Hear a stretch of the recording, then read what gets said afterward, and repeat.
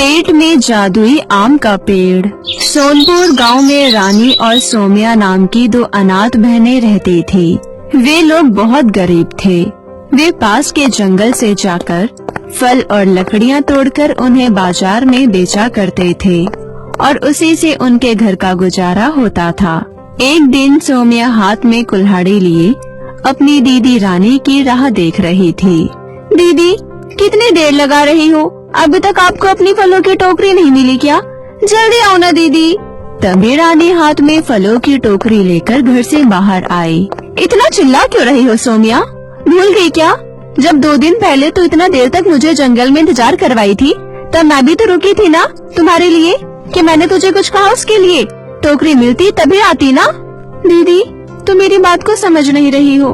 कुछ दिनों पहले जब एक तूफानी हवा चली थी तो उसमें एक बड़ा सा आम का पेड़ उखड़कर गिर गया था, याद है ना? हाँ, याद तो है। पिछले 2 दिनों से हम उसी पेड़ की सूखी डालियां और फल तोड़कर बेच रहे हैं। उसी पेड़ के फल तो हम खाते हैं।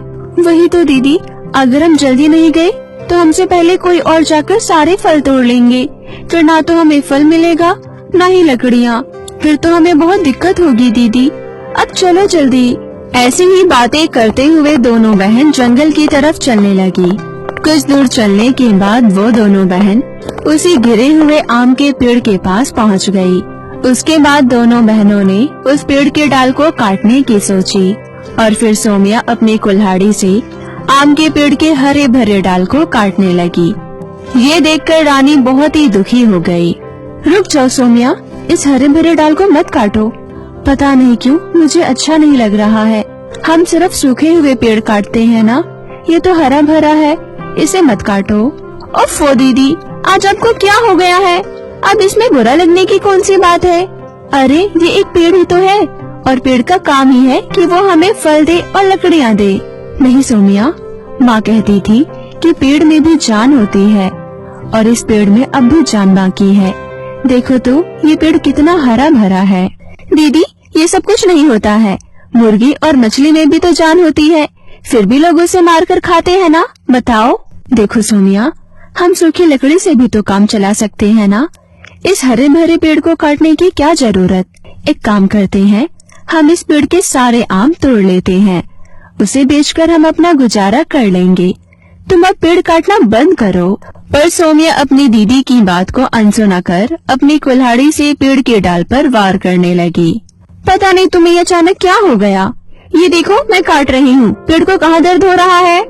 रानी उस पेड़ से आम तोड़ने लगी, लेकिन दोनों बहन इस बात से पूरी तरह अनजान थी कि वो पेड़ कोई मामूली पेड़ नहीं बल्कि मायावी पेड़ है। उन दोनों बहनों की बातें पेड़ सुन रही थी और पेड़ ने मन ही मन कहा, बार बार कुल्हाड़ी की वार से पेड़ को कितना दर्द होता है। इस बात का अंदाजा सोमिया को करवाना होगा, तभी ये किसी की जान की कीमत समझ पाएगी। जिसे खुद के प्राणों की कीमत समझ में आए, वही दूसरों की प्राणों की कीमत समझ सकता है। फिर उस पेड़ से एक धुआं निकला और वो रानी द्वारा इकट्ठा किए हुए एक आम के अंदर चला गया। दोनों भाई बहन फल और लकड़ियाँ लेकर गांव के गली गली जाकर उसे बेचने लगे। आखिर में एक बड़ा सा आम नहीं बिका, जिसे लेकर रानी और सोमिया अपने घर चले गई। सोमिया को बहुत भूख लगी थी, इसलिए टोकरी में बचा एक आम वो खा लेती है। सोमिया का पेट भर गया और फिर दोनों बहन खाना खाकर सो गए।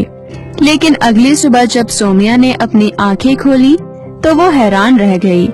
उसके पेट से आम का पेड़ बाहर निकला हुआ था, जिसे देखकर सोमिया बहुत ज्यादा घबरा गई। दीदी, दीदी कहाँ हो दीदी? जल्दी से मेरे पास आओ। दीदी देखो ना, ये क्या हो गया दीदी? सोमिया की आवाज सुनकर रानी जल्दी से सोमिया के पास आती है और सोमिया के पेट पर उगे आम के पेड़ को देखकर वो दंग रह गई। सोमिया, मेरी बहन, ये सब कैसे हुआ? तुम्हारे पेट में आम का पेड़ कैसे उग गया? तू चिंता मत कर, मैं अभी किसी को बुला कर लाती हूँ। नहीं दीदी, मुझे अभी हॉस्पिटल ले चलो, इस आम के पेड़ के साथ नहीं जी पाऊंगी। दीदी मुझे सही कर दो दीदी, प्लीज दीदी, मुझे डॉक्टर के पास ले चलो दीदी। सोमिया रोए जा रही थी। सोमिया की ये हालत देखकर रानी उसे अस्पताल ले जाती है। पेट में पीड़ लिए सोमिया को चलने में बहुत ही तकलीफ हो रही थी। रास्ते में जो लोग भी उसे देखते हंसने लगते। रानी जल्द ही उसे गांव के ही एक अस्पताल में ले जाती है। डॉक्टर ने जैसे ही सोमिया के पेट में उगे उस आम को पेड़ को देखी, वो शॉक्ड रह गई। व्हाट, ये क्या है? ये कैसे हो गया? डॉक्टर साहिबा, मेरी जान बचा लो डॉक्टर साहिबा। मैं रात में एक आम खाई थी और मेरे पेट में ये आम का पेड़ उग गया। आम तो हम भी खाते हैं, पर आम का पेड़ तो हम में से किसी के पेट में नहीं उगा। तुम्हारे साथ ऐसा क्या हो गया? ओफो, अब इस आम के पेड़ को निकालने के लिए ना जाने कहां से मुझे तुम्हारा पेट काटना पड़ेगा। ये मुझे भी नहीं पता। This case is very critical. इसे मैं नहीं कर सकती। मैं क्या, दुनिया की कोई भी डॉक्टर नहीं कर सकता। मुझे तो ऐसा लग रहा है जैसे ये आम का पेड़ तुमसे कुछ कहना चाहता है, इसलिए वो तुम्हारे पेट में उगा है। डॉक्टर की बात सुनकर रानी और सोमिया ने कुछ देर सोचा और अस्पताल से अपने घर वापस आ गए। और फिर रानी सोमिया को लेकर उसी जंगल में उस आम के पेड़ के पास पहुंच गई, जिसका आम सोमिया ने खाया था। रानी और सोमिया वहां जाकर हाथ जोड़कर उस आम के पेड़ से विनती करने लगी। तब उस मायावी आम के पेड़ ने कहा, सोमिया, जब डॉक्टर ने तुम्हें ये कहा कि तुम्हारे पेट को जगह जगह से काटने पर भी तुम्हारे पेट का ये आम का पेड़ नहीं निकल पाएगा, तो तुम्हें कितना दुख हुआ? तुम जब मुझ पर अपनी कुल्हाड़ी से बिना सोचे समझे वार करती हो, तब मुझे भी इतना ही दर्द होता है। यही समझाने के लिए मैंने तुम्हारे साथ ऐसा किया। पेड़ जी, मुझे माफ कर दीजिए। मुझे समझ आ गया है कि हर किसी के अंदर जान होती है। हमें ऐसे किसी को तकलीफ नहीं पहुंचानी चाहिए। मैं अब कभी भी हरे भरे पेड़ को नहीं काटूंगी, बल्कि मैं अब किसी को भी हरे भरे पेड़ काटने भी नहीं दूंगी। हाँ पेड़ जी, मेरी बहन को माफ कर दीजिए, उसे अनजाने में भूल हो गई। उसके बाद उस आम के पेड़ ने सोमिया को पहले की तरह कर दिया। दोनों बहन उस आम के पेड़ का धन्यवाद कर अपने घर आ गई। उस दिन के बाद से दोनों बहनें पेड़ की सेवा करने लगी। वे रोज उसमें पानी डालते, समय समय पर खाद डालते। कुछ ही दिनों बाद उसके आंगन में एक जादुई आम का पेड़ उगा। उस पेड़ में बहुत ही मीठे मीठे आम लदे हुए थे।